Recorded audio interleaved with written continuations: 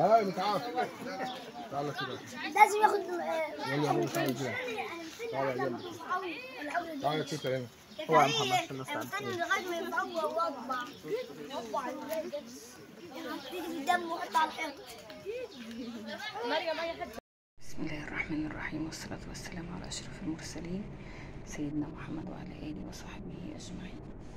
النهاردة أنا عملت محشي فلفل برز ولحمة مفرومة، وكمان برضو عملت محشي كوسة بلحمة مفرومة. شايفين يا جماعة اللحمة المفرومة اهو، لحمة مفرومة مع رز، بس أنا قللت الرز شوية وكترت اللحمة المفرومة شوية. تمام. طبعا أنا عملت لحمة العيد يا جماعة، أنا بشتغل فيها من ساعة ما خلص العيد اهو. اللهم بارك. طبعا بصلتين وملح أبيض وفلفل أسود. شايفين اللحمة يا جماعة، حتة اللحمة ما شاء الله اهو بالموسى بقى. شايفين حتة الموسى دي؟ بصل ندوق الشوربة طبعا قبل ما نسقي المحشي. عاملة ورق عنب بره يا جماعة. تيجي نسقي الكوسة المحشية باللحمة المفرومة والرز، خلطة الرز بتاعتنا. ومش هحط كتير، هحط قليل. ليه بقى؟ لان الكوسة عامة ربنا سبحانه وتعالى رب العالمين جاعل فيها مية، هي بتنزل مية، فالمية دي بتخليها تستوي على النار. حتى لو في طبخة بنعملها بالكوسة هنلاقيها نفس الحكاية، بتنزل المية بتاعتها وبتستوي بسرعة. نيجي بقى للمحشي الفلفل القمر ده، نفس الحكاية. نحط ايه بقى؟ الشوربة بتاعتنا الحلوة دي، طعمها حلو اوي يا جماعة على فكرة.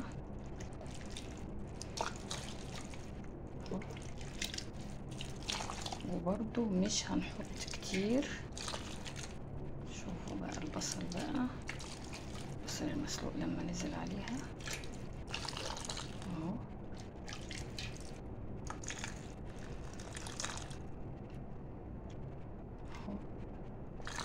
بس كده، مش هحط اكتر من كده. وهنولع النار طبعا وهنشوف مع بعض الدنيا فيها ايه. نولع النار.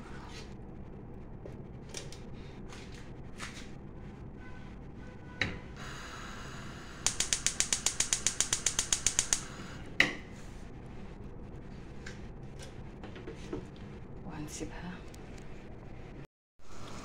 ننزل عليهم شوية الزيت، ونزلت على برضو نفس الحاجة على الكوسة شوية زيت اهو.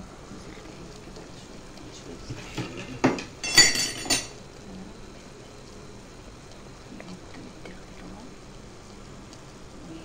وهغطيها لما تستوي هنشوفها مع بعض اهو. ابتدت تغلي شوية، وبرضو لما تستوي هنشوفها مع بعض ان شاء الله. وطبعا ده يا جماعة ورق العنب، انا لسه مخلصتوش، انا عملت بس حبة كده وان شاء الله اخلصه باذن الله. يا جماعة الكمية دي ما شاء الله اللهم بارك، يعني كمية كبيرة ربنا يقدرنا عليها.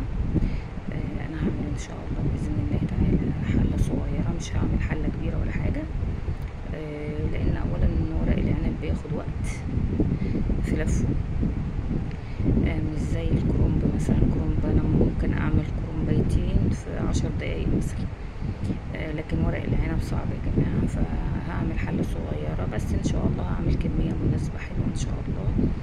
وطبعا انا لما عملت الخلطة ما قدرتش اصور، النور كان قطع،